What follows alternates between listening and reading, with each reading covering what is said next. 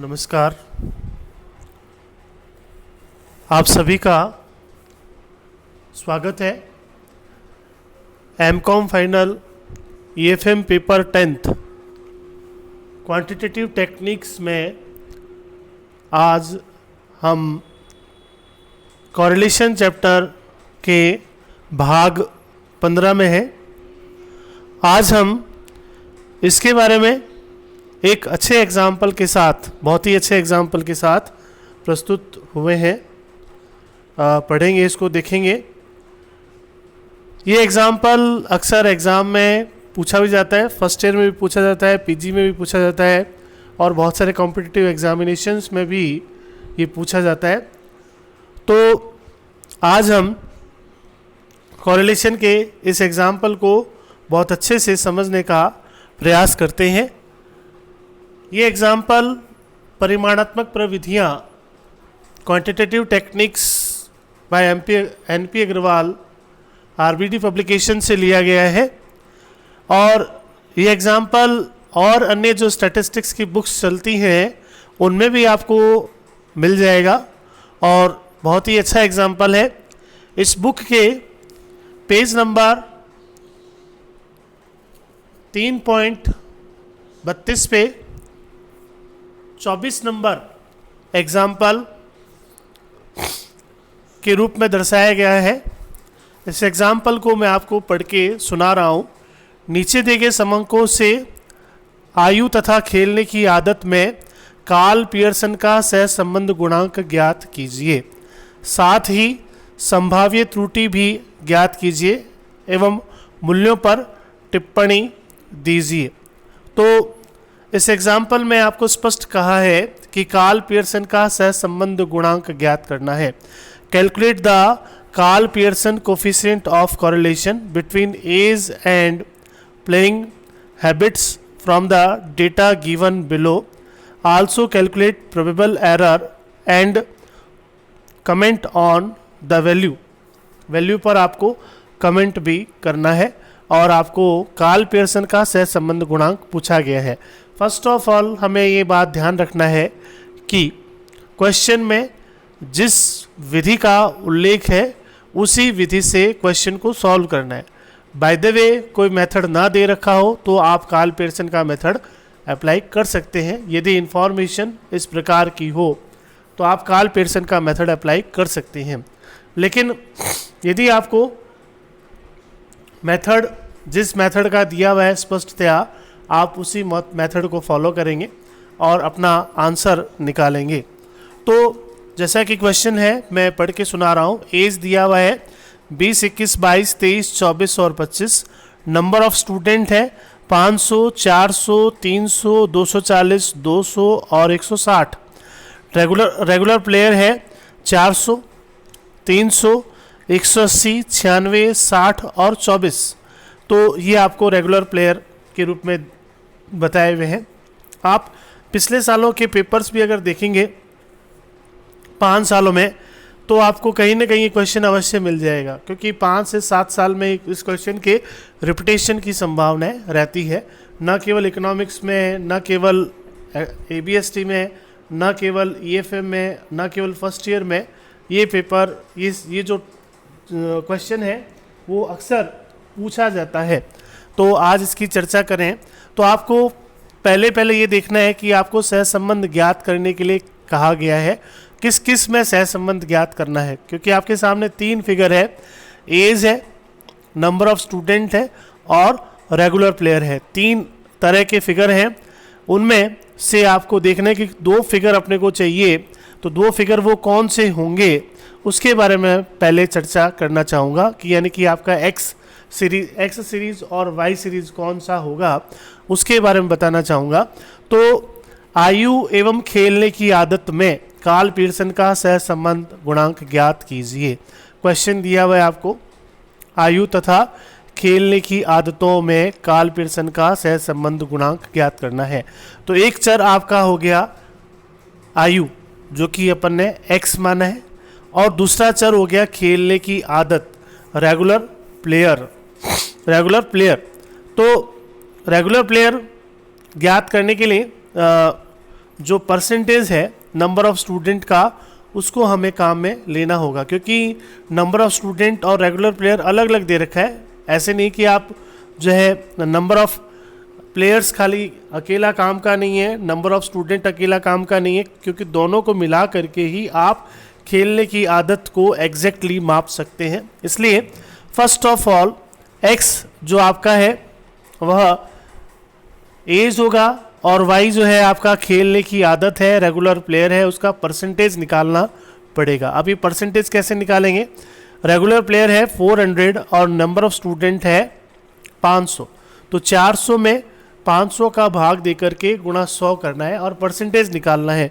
तो आप यदि परसेंटेज निकालेंगे तो पहले का आएगा 80%।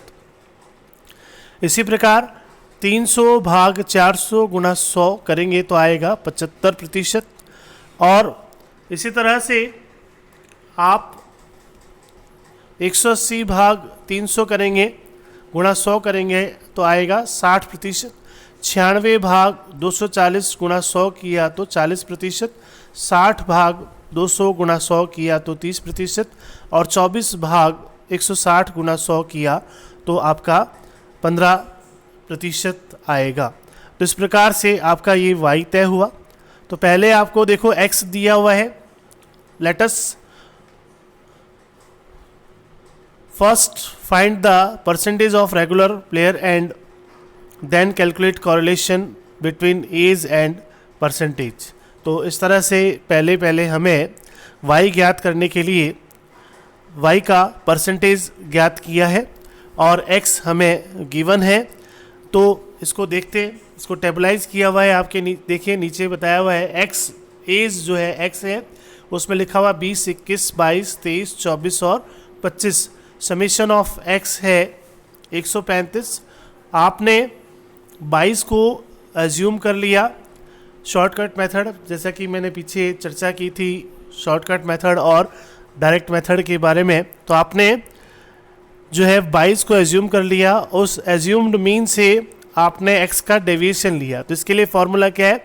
x माइनस ए, x में से a घटाना है, जो आपने एज्यूम किया उसे घटाना है। तो 20 में से 22 घटाया तो -2 आपको दिख रहा है, 21 में से घटाया तो -1, 22 में से घटाया तो 0, 23 में से घटाया तो +1, 24 में से घटाया तो +2 और 25 में से घटाया तो +3।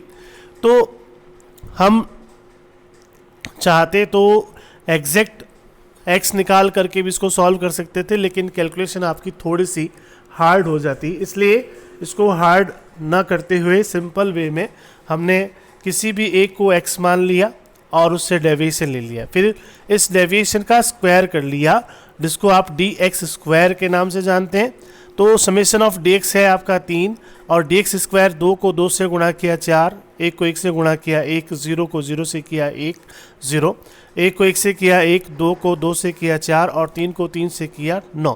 समेशन dx स्क्वायर जो है वह 19 हो गया। फिर आपके सामने टेबल में दिया हुआ है नंबर ऑफ स्टूडेंट और regular player. Number of student वही जो ऊपर दे रखे थे 500, 400, 300, 240, 200 और 160। रेगुलर प्लेयर 400, 300, 180, 96, 60 और 24। परसेंटेज ऑफ रेगुलर प्लेयर भी आपको दिखाई दे रहा है स्लाइड में, और ये इसको निकालने का तरीका मैंने थोड़ी देर पहले आपसे चर्चा की थी, 80, 75, 60, 40, 30 और 15। तो समेशन y जो है वह आपका 300 हो गया।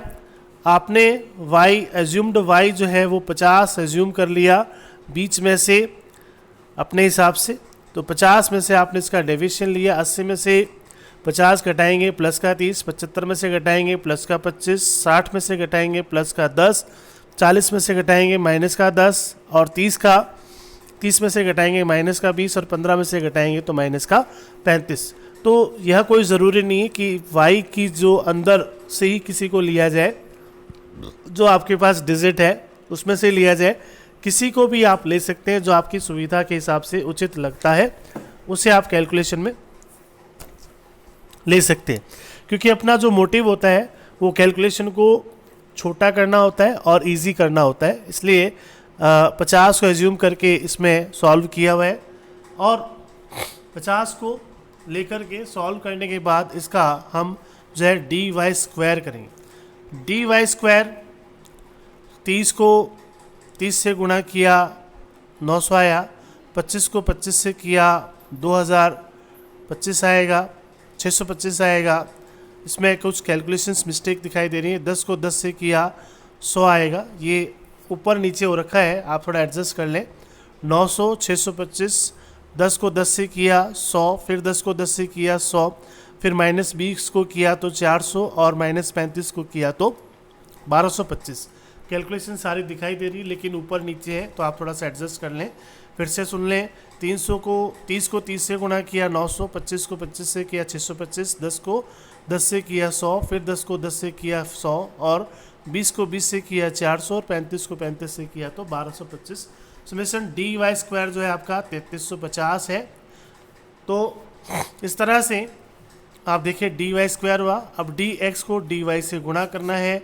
डी एक्स को डी वाई से गुणा किया अपन ने, तो प्लस के 30 को माइनस के 2 से गुणा किया, माइनस का 60, माइनस के 1 को प्लस के 25 से किया, माइनस का 25, 0 को 10 से किया 0, 1 को 10 से किया माइनस के तो माइनस का 10, और माइनस के 30 को प्लस के 30 को माइनस के 20 से, प्लस के 2 को माइनस के 20 से गुणा किया, माइनस का 40, प्लस के 3 को माइनस के 35 से गुणा किया, माइनस का 105। तो आप ये देख रहे हैं कि इस एग्जाम्पल में summation D X D Y minus में आ रहा है। तो माइनस में आ रहा है तो इसका मतलब आपका जो कॉरिलेशन है वह भी माइनस में ही आएगा। इसकी संभावनाएं बढ़ जाती हैं, माइनस में आने की संभावनाएं बढ़ जाती हैं। लेकिन जब तक क्वेश्चन को सॉल्व नहीं करें तब तक आप किसी भी प्रकार का कोई निष्कर्ष नहीं निकाल सकते हैं। तो आगे अब इसको सॉल्व किया है हमने, तो इसका सॉल्यूशन देखते हैं आगे चलकर। आपने सूत्र लिखा r बराबर n dot summation D X D Y minus summation D X dot summation D Y upon root में n summation D X square minus summation D X का होल स्क्वायर और गुणा n dot summation D Y square minus summation D Y का whole square. n जो है वो अपना 6 है, नंबर ऑफ आइटम 6 है, और गुणा minus 240 summation D X D Y है, और समेशन डी एक्स जो है वो अपना 3 है, और डी वाई जो है वो अपना 0 है। तो 3 को 0 से गुणा करेंगे तो 0 आएगा, और 6 को 240 से गुणा करेंगे तो माइनस का 1440 आएगा। फिर आप जो है n dot summation D X square, summation D X square जो है अपना 19 है, n 6 है, 6 को 19 से गुणा किया, और डी एक्स जो है अपना 3 है, इसका स्क्वायर किया तो 9 हो गया। तो 6 को 19 से गुणा किया तो और 9 घटाया, 114 में से 9 घटाया तो हमारे पास 105 आएगा। और इसी तरह से D N dot summation D Y square, तो डी वाई स्क्वायर हमारा 3350 है, एन अपने पास 6 है, 3350 को 6 से गुणा किया और 0 का स्क्वायर घटाया तो हमारे पास जो है वह 20,100 आएगा। तो 105 को 20,100 से गुणा करेंगे और इसका रूट निकालेंगे तो हमें 1452.756 मिलेगा। माइनस के 1440 में आप 1452.756 का भाग देंगे तो माइनस में आएगा 0.991, यानी कि एक्सट्रीम जो है नेगेटिव कॉरिलेशन है। तो इसके आधार पर ये कह सकते हैं कि आयु और खेलने की आदत में किसी प्रकार का कॉरिलेशन नहीं है, माइनस में है, इसलिए आप नेगेटिव, आपका आंसर नेगेटिव है। यदि प्लस में होता तो आपका आंसर जो है पॉजिटिव होता। आप ये कह सकते थे कि आयु और खेलने की आदत में सहसंबंध पाया जाता है। तो इस उदाहरण के हिसाब से जो है वो कॉरिलेशन नहीं है। फिर आपको प्रोबेबल एरर निकालने के लिए कहा गया है, पीई निकालने के लिए कहा है, पीई ऑफ आर, जिसका फॉर्मूला है 0.7645 1 minus R square upon N root में।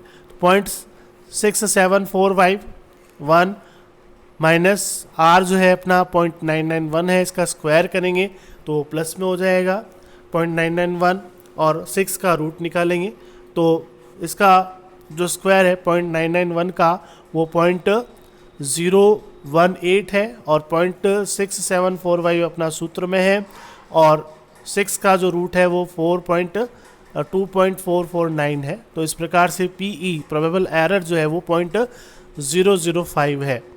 तो इस प्रकार से आप देखते हैं कि कॉरिलेशन शॉर्टकट मेथड से कैसे सॉल्व कर सकते हैं। आज जो चर्चा की गई बहुत ही इम्पोर्टेंट एग्जांपल है, अक्सर एग्जाम में पूछा जाता है। इसको एक बार आप जो है इसके ई कंटेंट है वो डाल दिए जाएंगे ग्रुप में, आप उस ग्रुप को देख सकते हैं, इसमें और अच्छे से समझ सकते हैं और केयरफुली इसको लिखें और इसको सॉल्व करें, आपको बहुत आनंद आएगा। तो आज के लिए इतना ही, धन्यवाद। आगे आपसे इसी तरह के और एग्जांपल्स जो एग्ज़ाम के दृष्टिकोण से इम्पॉर्टेंट है, कॉरिलेशन के, उन एग्जांपल्स की चर्चा की जाएगी। तो आप इसके साथ बने रहिए। किसी प्रकार की कोई क्वेरी है, कोई कमेंट है तो आप कमेंट सेक्शन में कमेंट दीजिए। अदरवाइज़ आपकी कोई क्वेरी है और आप कुछ पूछना चाहते हैं तो व्हाट्सएप पर या मेरे जो पर्सनल नंबर है उन नंबर पर भी आप बात करके अपनी जिज्ञासा को शांत कर सकते हैं। तो आज के लिए इतना ही, धन्यवाद।